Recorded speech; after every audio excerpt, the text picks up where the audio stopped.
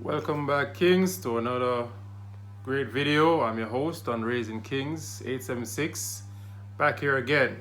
So we're going to be getting into the video, but before we do that, we're going to give a few shout outs out there to Clear Express Clearance Limited.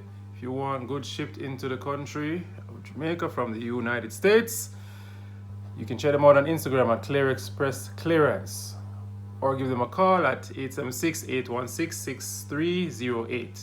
Also, you can check out my business at Frontrunner Sports Management. And if you want to gain weight or lose weight and help your fitness goals be achieved, you can check me out on Instagram at frsportsmgmt, or give me a call at 876-329-6830. All right. Boom, let's get into the video for today. I got my notes. So, why do rich men love to hang out in the ghetto? It's such an interesting behavioral trait, but I know for a fact that to improve their social status, they have to kind of be amongst people who are not quite on their level. All right, so what I've noticed is that they are already in their whatever respective industries, and they're already competing with other persons who are wealthy as them or even more wealthier. So at times they do need to have people look up to them, and the only place sometimes they like to do that is in a lower income area. All right, I want to give ghetto people a little bit of respect, so I won't just outrightly call them ghetto, but it is what it is. A lot of these men, they like to boost the ego or just get the ego stroked. So they hang out amongst people who they know they are in a position to help, or just get a little bit of validation, a little bit of compliments, or someone to be dependent on them. All right, so it can work different ways.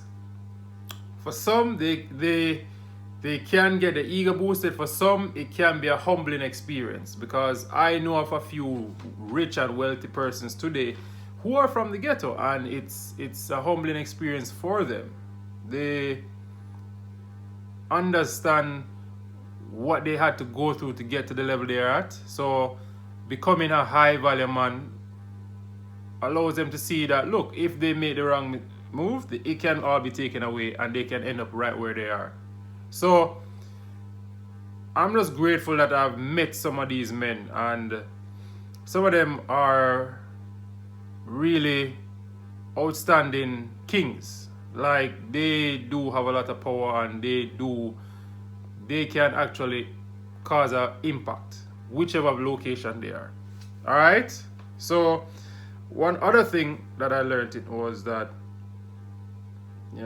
they kind of want to have the opportunity or put themselves in a position where they can, meet women who are not at their level. And I'm just going to keep it real. A lot of these men, they allow women to be a little more feminine. Because a woman see a man who has his life together, and it can go either way. I mean, she can be turned off by him flexing with his wealth or his muscle or his cars, and she can be intimidated and captivated by him, and she just, do anything he wants. So it can go either way, because not all women that come from the ghetto, they are easily impressed by a man with his money. All right, I want you guys to understand that. But it does help when a man has resources, so that he can, win her over or even buy her affection. I don't know what it is, but these guys like to just play the power position.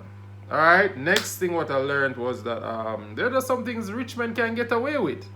They can literally have other less earning men and women do their bidding, whether it's just get them a cup of ice or a drink down the street, or they just say, oh, buy them some food down there for me, and they give them the money, and They willingly do it because they want either payment or something in return to help them dealing with their, struggling life.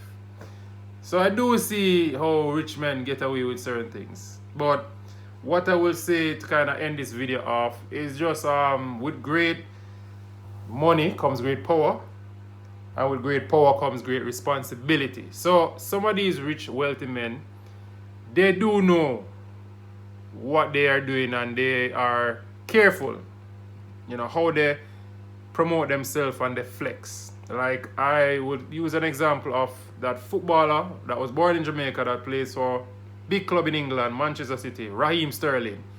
I think he's a humble guy, and he can flex if he wants. I mean, you're earning £300,000 a week, you get half of that, £150,000 a week, and you have endorsement sponsors, and you're playing, your image is out there. So some rich, wealthy men, they do know how to flex. I recall reading a story where he bought every child a pair of Clarks from his primary basic school in Marvally in Kingston. So some men who are really rich, they are humbled from where they come from, and they do give back.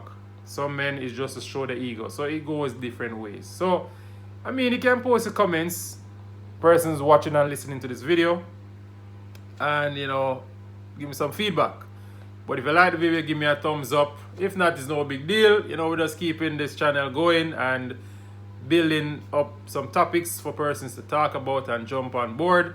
I'm building a mindset. I'm trying to get kings out there to think, how did they get from a low value man to a high value man, from a beta male to an alpha male, or a sigma male? That's another topic I'm going to talk about one day.